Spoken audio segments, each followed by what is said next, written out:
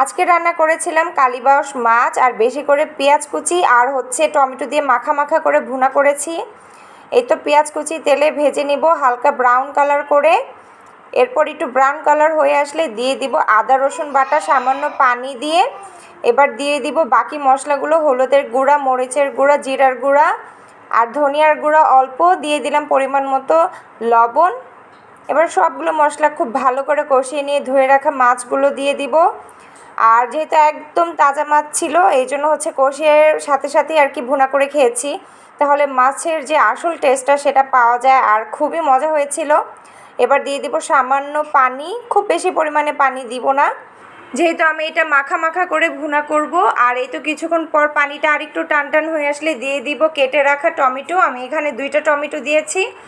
তারপর ঢাকনা দিয়ে কিছুক্ষণ ঢেকে রেখে নামিয়ে ফেলবো দারুণ মজাদার কালীবাউস মাছের ভুনা টমেটো দিয়ে।